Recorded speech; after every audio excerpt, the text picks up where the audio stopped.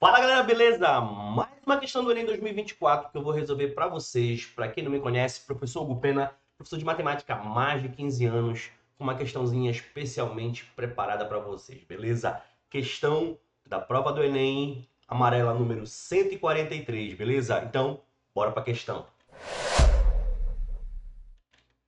Agora está mais legal, tá com vinhetinha, né? Então, preste atenção.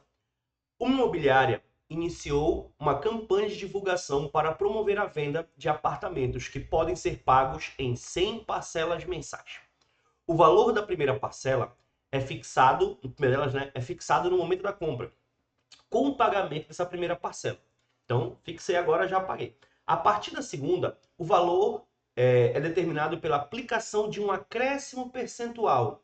O valor percentual fixo ao valor da parcela anterior. Ou seja, a cada vez que eu vou pagar, tem um valor, um acréscimo, né, a mais que eu vou estar pagando, certo? Um valorzinho a mais que vai ser baseado na parcela anterior. Então, vai entender o quê? Que a cada mês vai aumentando um pouquinho mais. Né? Como atrativo, a imobiliária fará o pagamento de todas as parcelas correspondentes ao mês do aniversário do comprador. Então, quando eu for lá pagar, se for no mês do aniversário, a imobiliária paga aquela parcela para mim, né? Foi o atrativo deles. Um cliente que faz aniversário no mês de maio decidiu comprar um desses apartamentos por meio do financiamento oferecido pela imobiliária e pretende escolher o mês adequado para realizar essa compra, de modo que o valor total dos pagamentos seja o menor possível. E aí, nessa situação, né, ele quer saber qual é o mês que ele vai começar o pagamento. Observe uma coisa. A questão deixou claro que ele quer que pague o menor possível e que a cada parcela vai ter um acréscimo com relação à parcela anterior. Então imagina, a primeira parcela tem um valor X, a segunda vai ter X mais K, a outra vai ter X mais KK e assim vai, ou seja, a cada parcela nós temos um aumento. Então a parcela mais cara que vai ter é a última. Por que eu estou falando isso? Como a questão pede para que o valor seja o menor possível, gente, o que tem que rolar? Para que isso aconteça, é interessante que a última parcela caia exatamente aonde? No mês do aniversário dele, que é o mês de maio. Porque como ela vai ser a maior de todas, ele já vai ter certeza que essa a imobiliária vai pagar, entendeu? Então, basicamente, ele tem que organizar aí 100 parcelas para que a última caia no mês de maio. Tudo bem?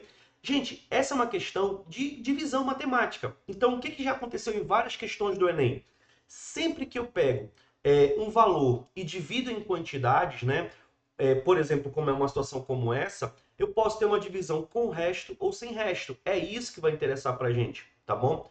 A ideia é o seguinte: vamos supor, vou pegar um exemplo aqui de semanas que vai ficar fácil. Então, vamos supor que a semana comece no domingo, tá bom? Se eu quero aí que passem 21 dias, repara que 21 é divisível por 7. E por que eu estou falando de 7? Porque a semana tem 7 dias, certo? Então, se eu pegar esse 21 e dividir ele por 3, ou, desculpa, dividir ele por 7, né? Que é justamente o nosso total de dias da semana, isso vai dar 3 de quociente e o resto vai ser zero. O que significa isso? O 3 significa que vão se passar 3 semanas. São 3 blocos de 7.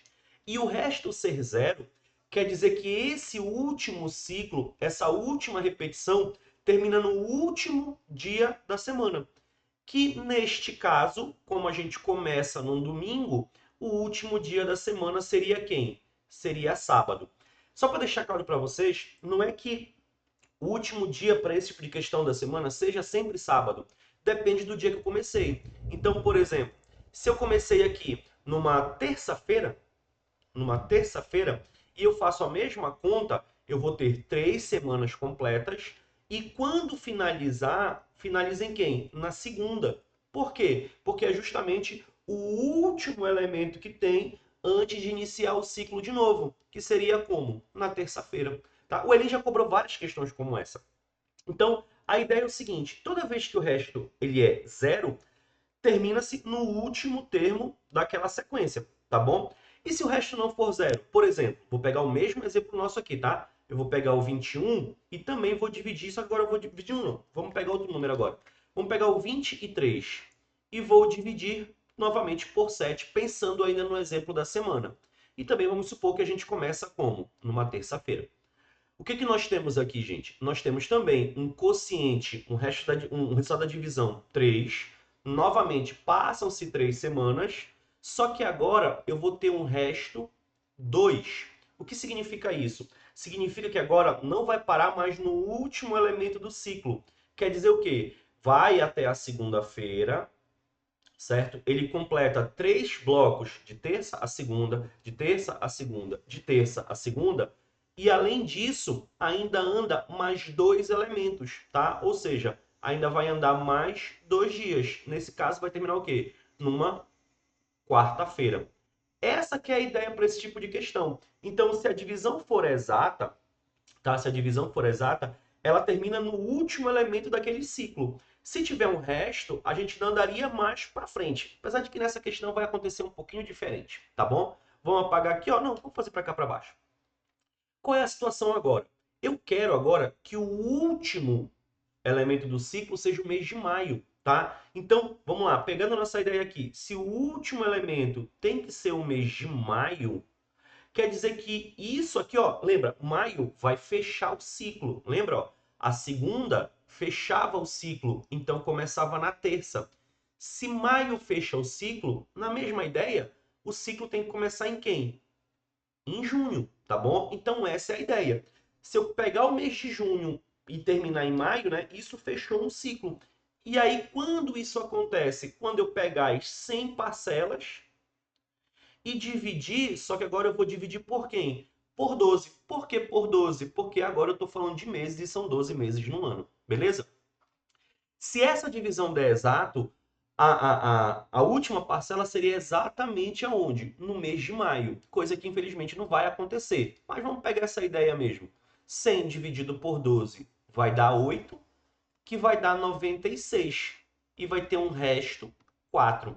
Então, repara, eu tenho 8 ciclos, né? 8 anos pagando e ainda tem 4 meses. Pela lógica, ainda teria que andar mais 4 meses para cá para frente.